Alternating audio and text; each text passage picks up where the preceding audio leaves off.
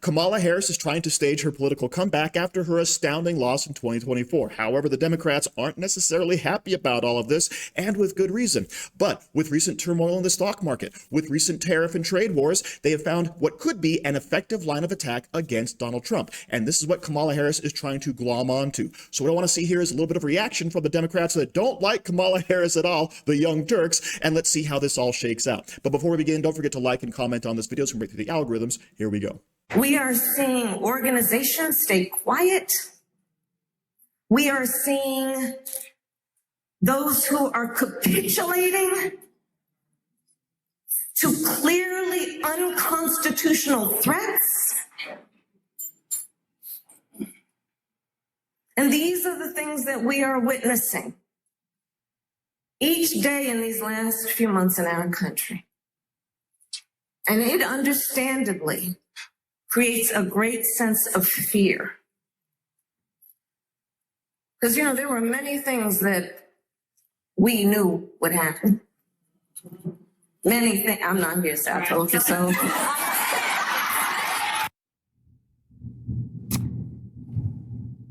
I'm just going to go to you because, no, I'm going to say it. You were a crappy candidate. And you were part of a group of people who provided cover for a man who was falling apart mentally speaking, but decided to run anyway. Decided to stay in the race for a month after that disastrous debate against Donald Trump. And then when Biden, the most unpopular sitting president, called you up before the debate and told you, remember, kiddo, no daylight between us. Do not differentiate yourself from me.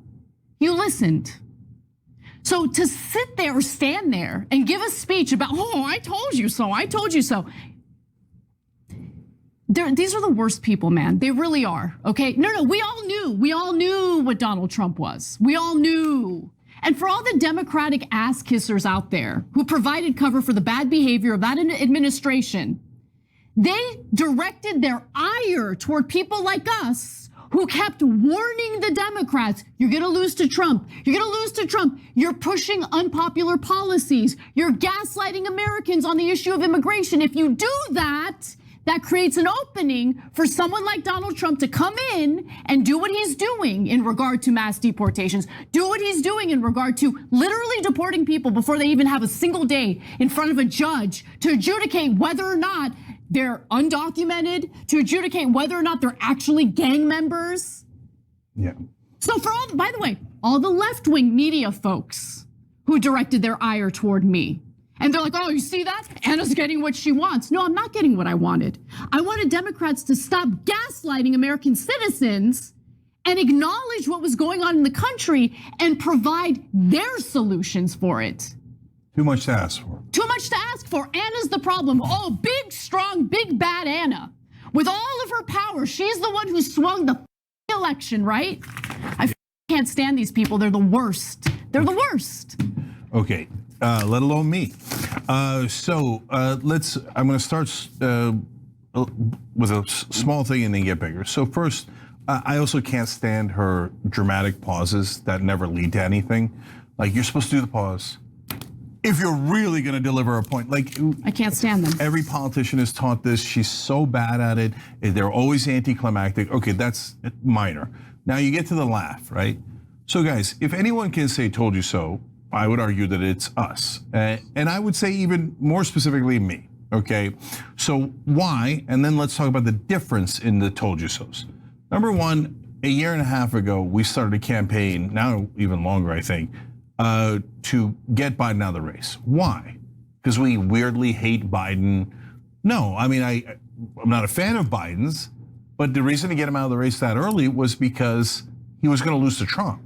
And what I kept saying on the show, and we did a petition and Young Turks viewers signed it, they should get all the credit. They were prescient enough all the way back then to say, guys, we're not gonna beat Donald Trump with a guy who can't talk. We, at the Young Turks, our viewers have eyes and ears. And we can see that he's super old, can't finish his sentences, mumbles, repeats. He's a disaster. And his popularity is in the 30s. And for an incumbent in the 40s, you always lose. In the 30s, it's almost impossible to win. So these are just facts. He'd lost Latinos, he'd lost young people. It was nearly impossible to win. So we were the ones who cared the most about Democrats winning and Trump losing. So we're like, can you please try to win? And be like, how dare you? Winning is not important, even though we're saying democracy's on the line and the other side is Nazis. Winning is not nearly as important as protecting Democratic leadership. So if Joe Biden, the incompetent man with obvious dementia, if the Mad King says he's staying in the race and we're gonna lose, we all have to bow to the Mad King. You, Young Turks hosts and audience, and all of you, you guys defying the Mad King is a much bigger crime than Joe Biden's giant ego saying, I don't care if I have dementia, I want it to be me.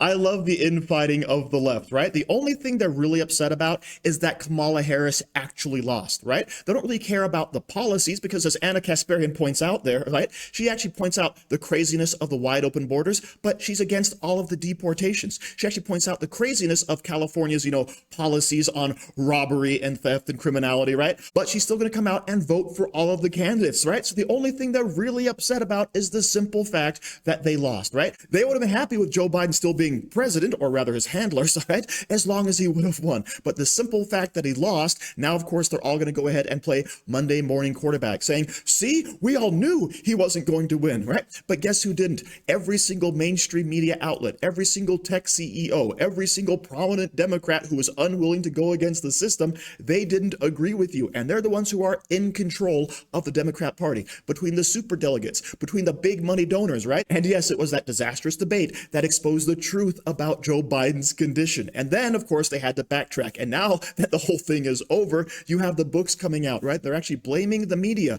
blaming everyone for the cover up, okay?